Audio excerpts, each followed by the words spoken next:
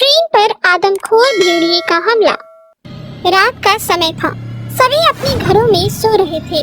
सभी लोगों की तरह अनुराग भी अपने घर में खिड़की खोलकर सो रहा था। खिड़की से अनुराग के ऊपर चांद की रोशनी पड़ती है।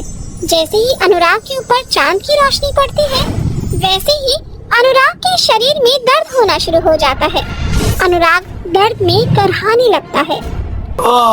ओहो, ये मुझे क्या हो रहा है? अचानक ही मेरे शरीर में इतना दर्द क्यों हो रहा है? अरे मेरे हाथ पैर इस तरह अकड़ क्यों रहे हैं? मेरे साथ ये क्या हो रहा है? अनुराग इतना बोल ही रहा था कि तभी अनुराग की आंखें खून के जैसे लाल हो जाती हैं और उसका मुंह आगे की तरफ निकल जाता है, जिसके बाद उसके शरीर पर बाल भी उगाते हैं। उसके दांत बाहर निकल जाते हैं। देखते ही देखते अनुराग एक भयानक सी भेड़िए में तब्दील हो जाता है। जैसे ही वो आदमखोर भेड़िए में तब्दील होता है, वैसे ही वो अपने घर का दरवाजा तोड़कर बाहर की तरफ भागने लगता है। अनुराग इतनी तेजी से भागता है कि जैसे उसका मकसद इस गांव को तबाह करना है। उसको भागते हुए गांव का एक विशाल नाम का लड़का देख लेता है। वो चोरी छुपे उस आदमखोर भेड़िए का पीछा करने लगता है कि तभी उस भेड़िए को विशाल की महक आ जाती है और वो पीछे मुड़कर उससे कहता है, मुझसे छुपने का कोई फायदा नहीं। मैंने तुझे तेरी खुशबू से पहचान लिया है। अब तुझे मुझसे कोई भी नहीं बचा सकता। अब तो तू अपनी जान से गया। कौन हो तुम और तुम मेरे पीछे क्यों पड़े हो? तुम मुझे क्यों मारना चाहते हो? तुझे मेरा सच पता चल चुका है, इसलिए तू जिंदा नहीं बचेगा। तेरी सबसे बड़ी गलती ये थी कि तूने मेरा पीछा किया। अगर तू मेरा पीछा नहीं करता तो शायद तू आज जिंदा रहता। विशाल कुछ बोल पाता कि तभी वो भेड़िया एक छलांग लगाता है, जिसके बाद विशाल की गर्दन को भेड़िया दबोच लेता है और उसके शरीर का सारा खून पी जाता है। खून पीने के बाद वो जंगल में इधर उधर अपने शिकार को ढूंढने लगता है, लेकिन उसको कोई भी दिखाई नहीं देता कि तभी उसके कानों तक तेज ट्रेन की आवाज आती है। वो भयानक आदमखोर भेड़िया ट्रेन का पीछा करते हुए रेलवे स्टेशन पर जाता है, जहाँ वो एक ट्रेन को खड़ी देखता है। उस ट्रेन में काफी लोग बैठे हुए थे। भेड़िया चुपचाप ट्रेन के अंदर घुस जाता है और जैसे ही ट्रेन चलने के लिए स्टार्ट होती है, वैसे ही वो आदमखोर भेड़िया अपना आतंक उस ट्रेन में शुरू कर देता है। वो उस ट्रेन में बैठे हुए पैसेंजर को अंधाधुंध तरीके से मारना शुरू कर देता है। ये बात लोगों तक पहुंचती है कि ट्रेन में लास्ट डब्बे में आदमखोर भेड़िया घुस आया है, तो लोग हड़बड़ाकर इधर उधर भागने लगते हैं।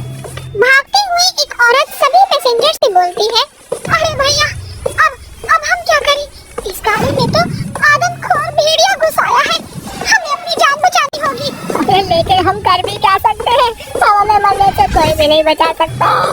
सभी पैसेंजर्स आपस में बात कर ही रहे थे कि तभी वो आदमखोर भेड़िया वहाँ आ जाता है और सभी लोगों को मारकर उनका खून पी जाता है। और जैसे ही 4 बजते हैं, वैसे ही वो दौड़ते हुए अपने घर में आ जाता है और एक मामूली इंसान बनकर सो जाता है।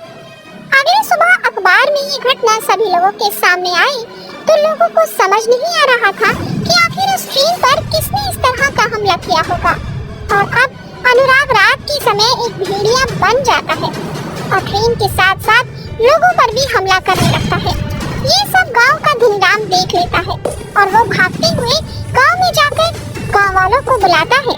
अरे गांव वालों, अरे बाहर निकलो, मुझे तुम लोगों को एक सच बताना है। सभी गांव वाले अपने अपने घरों से बाहर निकलते हैं और वो धनीराम से पूछते हैं, अरे धनीराम भैया, क्या हो गया? तुम इस तरह इतनी रात गए क्यों चीख रहे हो? अरे भैया, जो मैं तुम्हें बताने वाला हूँ तो सुनकर तुम्हारी भी चीखें निकल जाएंगी। अरे ऐसी कौन सी बात है जो सुनने के बाद हमारी चीख निकल जाएगी? अरे भैया, जो अपना अनुराग है ना, वो कोई मामूली इंसान नहीं, वो एक आदमखोर भेड़िया है। भेड़िया हमारे रेलवे स्टेशन पर जो घटना घट रही है, उसके पीछे किसी और का हाथ नहीं बल्कि अनुराग का हाथ है। अरे धनीराम भैया, ये तुम कैसी बात कर रहे हो? इस खौफनाक हादसे के पीछे अनुराग का हाथ है, लेकिन वो तो बच्चा है। अरे अगर तुम्हें मेरी बात पर विश्वास नहीं है ना, तो तुम अनुराग का इंतजार करती रहो। देखना, वो वापस आएगा और वो किसी इंसानी रूप में नहीं बल्कि खूंखार भेड़िए के रूप में आएगा। धनीराम की बातों से सभी सभी सहमत हो जाते हैं। जिसके बाद अब सभी गांव वाले एक पीपल के पेड़ के पीछे अनुराग का इंतजार करने लगते हैं। जैसे ही 4 बजते हैं वैसे ही अनुराग दौड़ते हुए अपने घर की तरफ आता है। अनुराग को भेड़िए के रोकने से सभी गांव वाले दंग रह जाते हैं। गांव वाले अपने घरों में जाते हैं और अपने अपने हाथों में एक मशाल लेकर उस खूंखार भेड़िए को चारों तरफ से घेर लेते हैं। उस आदमखोर भेड़िए को देखकर गांव वाले उस भेड़िए से पूछते हैं, अच्छा, तो तुम थे जो इस गांव में और रेलवे स्टेशन पर ट्रेन के ऊपर हमला कर रहे थे। आखिर तुम ऐसा क्यों कर रहे हो? मैं ट्रेन तो क्या, तुम गांव वालों को भी नहीं छोड़ूंगा।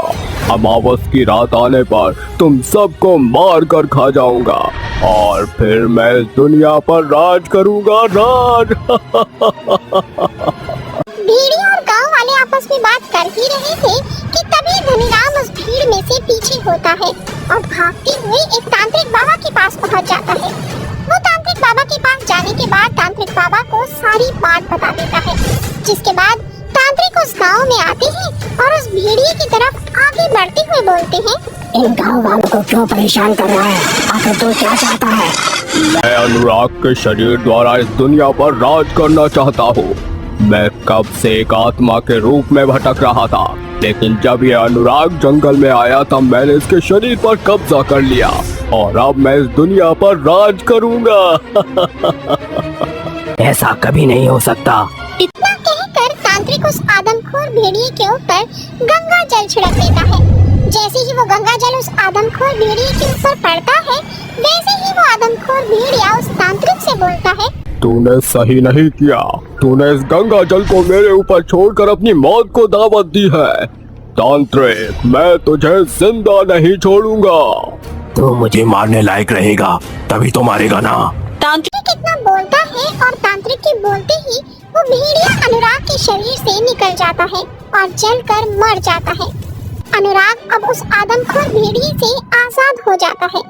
अनुराग को अब एक मामूली इंसान देखकर सभी गांव वाले खुश हो जाते हैं। जिसके बाद तांत्रिक अनुराग के हाथ में गंगाजल की बोतल थमाते हुए कहता है, बेटा अनुराग, ये भेड़िया भले ही तुम्हारे शरीर से निकलकर जल गया हो, लेकिन उसने हमें धमकी दी है, इसलिए वो किसी भी समय तुम्हारे शरीर में प्रवेश कर सकता है। इसलिए मैं तुम्हें ये गंगा जल दे रहा हूँ। इस गंगा जल को तुम रोज थोड़ा थोड़ा अपने पानी में मिलाकर पीते रहना। इससे वो आदमखोर भेड़िया तुम्हारे शरीर में घुस नहीं पाएगा। ये ताबीज तुम अपने गले में बांधे रखना। ठीक है बाबा, जैसा आप कहोगे वैसा ही मैं करूँगा। और बाबा, आपका बहुत बहुत धन्यवाद। आपने मेरी रूह को इस भेड़िए से आजाद करवा दिया है। इतना कहकर सभी गांव वाले तांत्रिक बाबा का आशीर्वाद लेते हैं और तांत्रिक वहां से चले जाता है। और अब अनुराग वैसा ही करता है जैसा उस तांत्रिक बाबा ने कहा था।